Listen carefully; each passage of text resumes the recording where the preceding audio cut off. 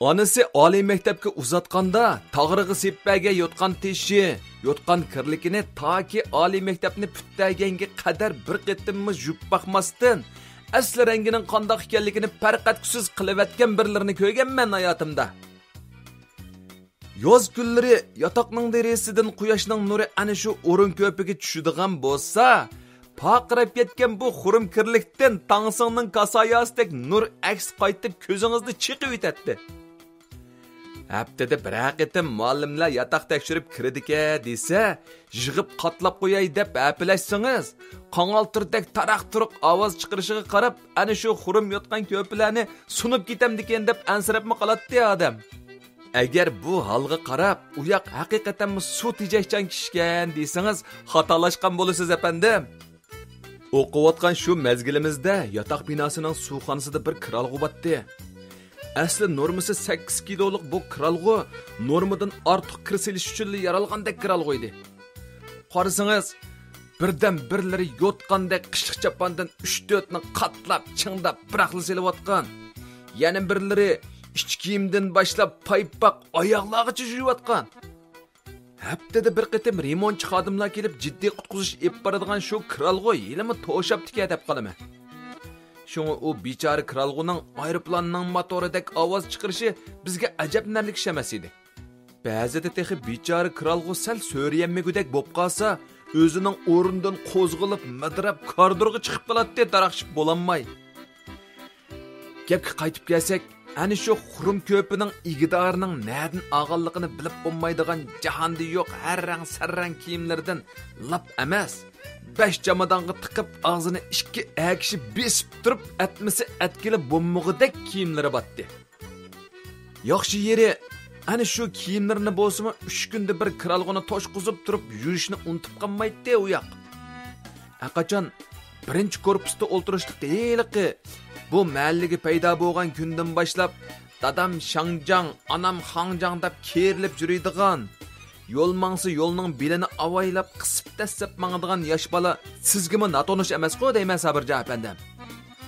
Anglashimcha o yigit maktab yotqida yetib o'qiyotganda karvatdan putum chiqib qoladi-ekan deb ota-onasiga yig'lab yurib, birinchi korpusdagi ashu uyni ijaraga olgan ekan.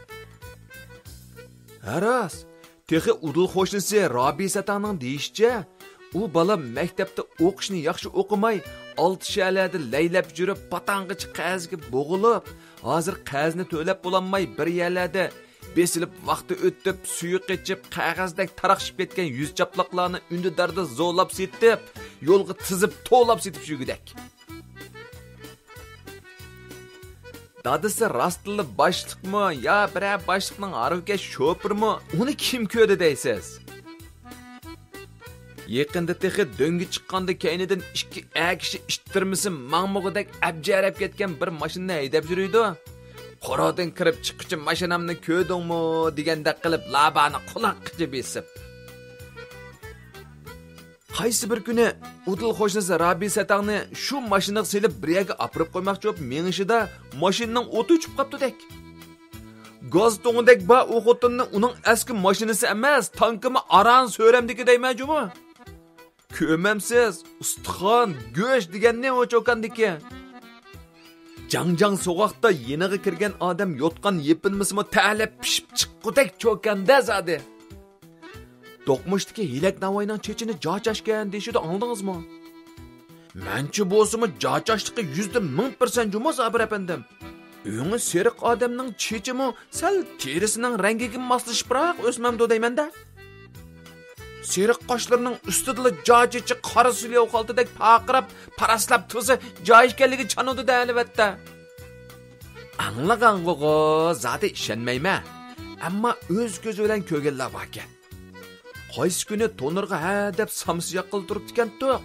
To'nirning tegiroq tarafga samsiya qaydab bir ingishiga cho'g'ning taptida beshidagi chechiga vashida o'tib ketibdi. Ko'mamsiz mashina. Shu zamatli beshida ko'yayotgan chashni julib ilib jiroqqa etib oran ulgurdi deydi. Bo'yi vudalangchilik keladigan o patekmi jeniga tushliq bo'lmay o'zidan egiz to'nir qo'yibdi texi. Neni kichik navoy bak to'laydi deb qo'yning dumbi meyi bilan qerikalının go'shini aralashtirib piyoz deganni bo'lishig' selib yaqqan samsiga hayotingizda bir tam deb seriq eti jirilib ketgandek vaqirab xaridor chaqirishini demayli qo'yay. O'tganlarda uyga so'linib qolgan vaqtimizda boshqa yerdan non ilishga iloj bo'lmag'achqa non yetkazib beradi deb elakning undidarini qo'shib olgandim. Bir kuni o'ltasam, nonlarimning siriga qiziqamsiz deb to'p uchur yo'llabdi. Menmi atay qasdan gap qaytirib, nonlaringizning siriga qiziqmayman. Çaşlarınızның sırrını bekli bilgim ba deb xat yezib qo'ysam, undidardan yuyitibdi qarang. Hay bo'pti go. O elektazning pikapning chaqidek yaqqan nonlarini yemsakmi, jahonda navoy to'la non to'la tursa. Haras Sabir efendim.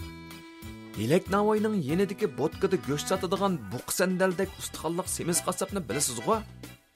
Yiliqi yoz kunlari qachonla qaraydigan bo'lsangiz, tugmilik ko'ynak kiysa, ostidagi 4 tugmisini faqatli itanmaydigan shu semiz qassobmi 3 kunning go'shini paqlan qo'yning go'shi deb to'lab setiverib, ovozi 3 kunninkidek chiqadigan bo'lib qopti qarang.